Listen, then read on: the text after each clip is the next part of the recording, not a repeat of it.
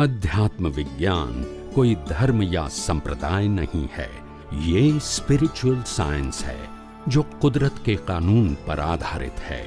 ये विज्ञान पूरे ब्रह्मांड के सभी रहस्यों को उजागर करता है और जीवन के सभी पहलुओं को समझने के लिए एक नई दृष्टि देता है। इसी को आर्ट ऑफ विजन कहते हैं, दुनिया को देखने की एक नई दृष्टि, जो अध्यात्म विज्ञानी परम पूज्य स्वामी श्री कमलेशानंद जी के निर्देशन में सनातन सत्य का अनुसंधान कर हमारे जीवन को प्रकाशित करे। जय सच्चिदानंद। અને પ્રેમ એટલે સમર્પણ. શું કહેવાય? સમર્પણ. સમજાય છે? એમાં પ્રેમ બે પ્રકારના હોય. એક મોહ વાળો પ્રેમ હોય જેને આકર્ષણ કહેવાય, અને બીજો સાચો પ્રેમ હોય એમાં સમર્પણ હોય. એક ભાઈએ કીધું મને કે સ્વામીજી, અમને તમારા માટે બહુ પ્રેમ આવે છે. શું કહે છે?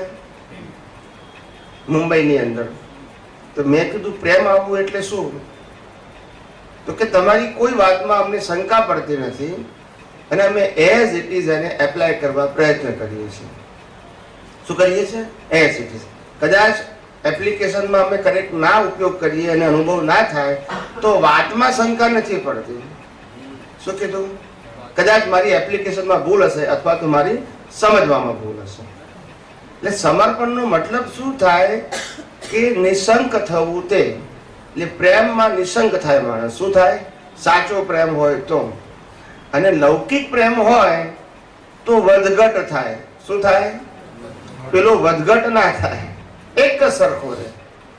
એટલે જ્ઞાનીઓ એવું કે છે કે જો તમને આ જ્ઞાની પુરુષના જ્ઞાનને સમર્પિત થતા આવડે તો તમારું કામ થઈ જશે.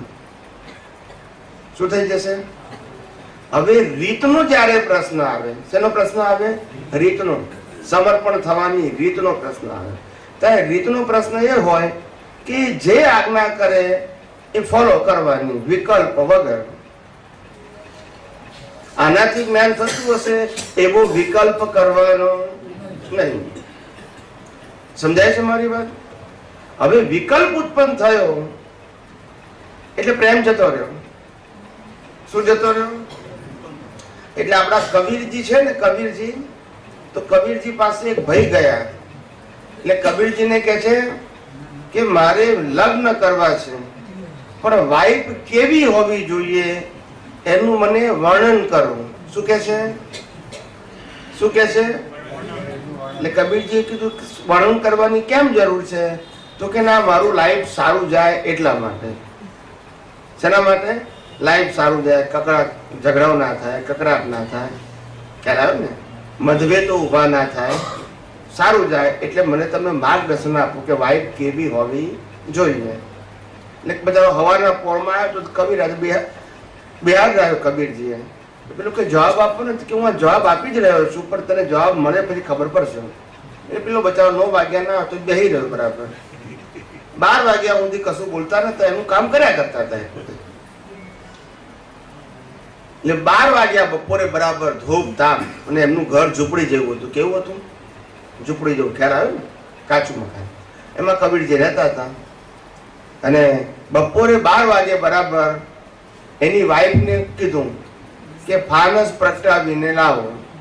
શું કીધું? એટલે વાઈફ ફાનસ પ્રગટાવીને લાવીને ત્યાં ઊભી રહી. એટલે ઊભી રહ્યા પછી કીધું હવે ફાનસ બુઝાઈને જતા રહો લઈને. શું કીધું? એટલે પેલી બુઝાઈને જતી રહી. અને પછી કબીરજીએ કીધું કે મેં તને જ્ઞાન આપી દીધું. શું કીધું? ના સમજાવ્યું? ના સમજાવ્યું ને? લાવતી વખતે વિકલ્પ ના કર્યો, લઈ જતી વખતે આવી મળે તો પાઈન છે. ના સમજાય? ના સમજાય ને? આનું નામ પ્રેમ કહેવાય. શું કહેવાય? વિકલ્પ કર્યો કે પ્રેમ શું થઈ ગયો? જતો.